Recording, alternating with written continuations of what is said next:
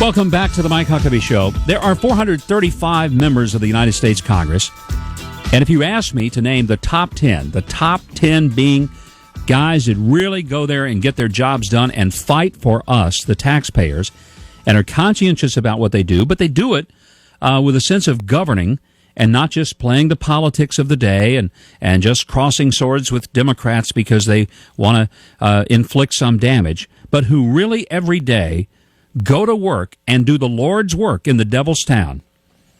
My next guest would be in that top 10. And it's a very tough list to get on, but he is on it.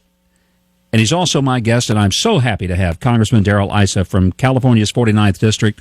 Welcome to the Mike Huckabee Show, Congressman. Well, thank you, Governor, and I'll try to do everything I can to maintain that top 10 standing. Well, you need to, because this is a very important list to be on. You don't want to get off this list. Hard to get on it.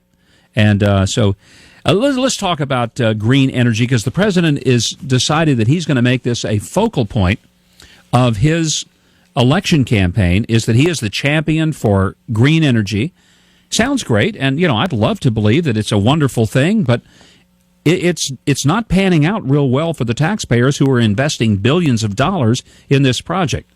No, absolutely not, and it's because, quite frankly, these business models depended on three things. It depended on a subsidy, a loan, and a mandate. And even with all three of those, they found themselves unable to compete in a number of ways. As you know, the solar panel business has gone off to China very successfully and without our subsidies.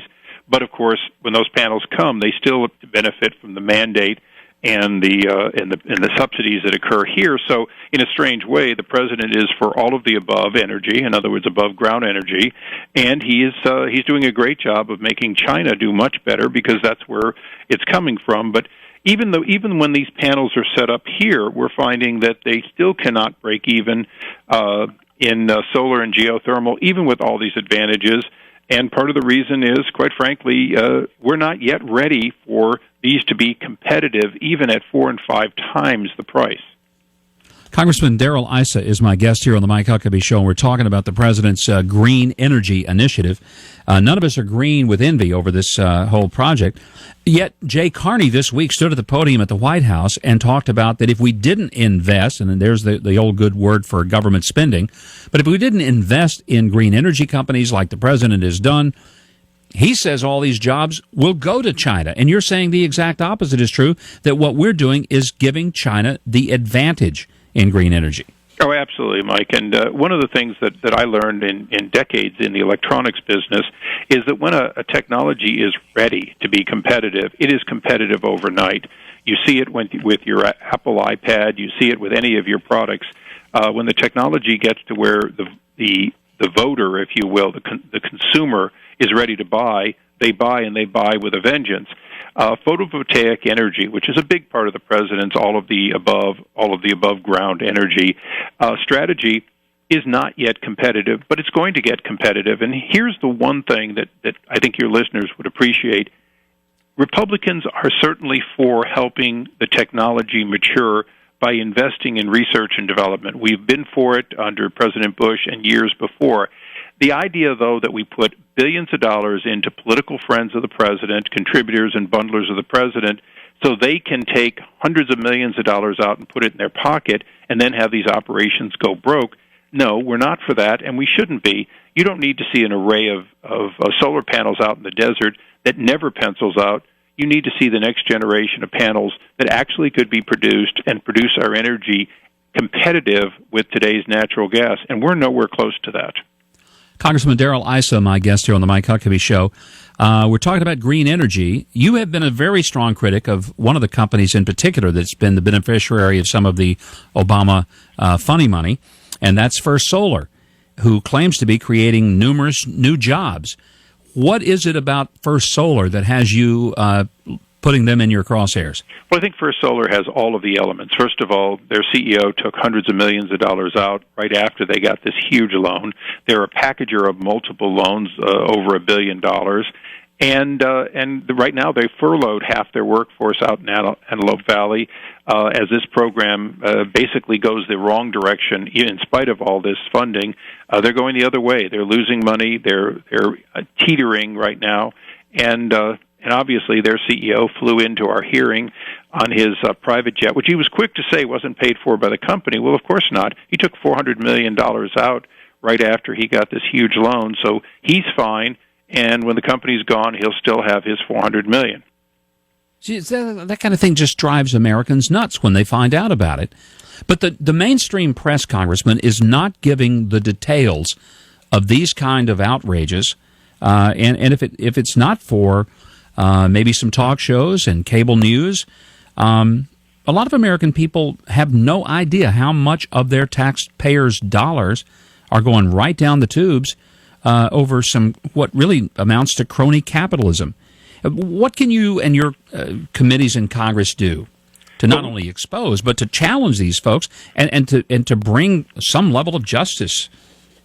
Well, Governor, what we've been trying to do, and we think with some success, is at least get them on the record, bring them in, have them tell their story. We give them a chance to say why they think it was okay to take hundreds of millions of dollars out of a company while taking the taxpayers to the cleaners. And some of them have the chutzpah, to use a good Yiddish word, to say it's okay, it's their system. The other part of it is we don't give breaks to people who have gone bankrupt, whether it's Solyndra or any of the other groups. One after another, we're bringing them in so people understand their business models were flawed. Lastly, I think, and Governor, I know you had a stellar record as governor, but you wouldn't give yourself an A+. No governor would ever say there weren't some things that if they had to do it over again, they would do differently. But we brought Secretary Chu in after all these failed companies and the amazing amount of dollars that are permanently lost. And he gave himself an A+ in front of the American people. Sometimes the only way to prove to people how out of touch an administration is to bring their pride and joy, the Secretary of Energy, and have him say that he basically wouldn't do anything differently because he gives himself an A+ for how well this administration has handled these stimulus and other monies that they loaned out that we'll never get back. Truly remarkable. You know, when you give yourself an A+, it's like that classic old statement, often wrong, but never in doubt. And I think that probably sums up Stephen Chu, the Energy Secretary. Congressman, it is always a pleasure. I want to get you back on sometime and talk about another of the topics that you have been willing to take on like no other. And that's the Fast and Furious debacle that has happened at the Department of Justice and the stonewalling by the Attorney General. And you, sir, have been a real soldier of truth. Well, Mike, if I can just do one quick thing. We will be in Arizona with the family, naming the Border Patrol station where Brian Terry worked out of after him.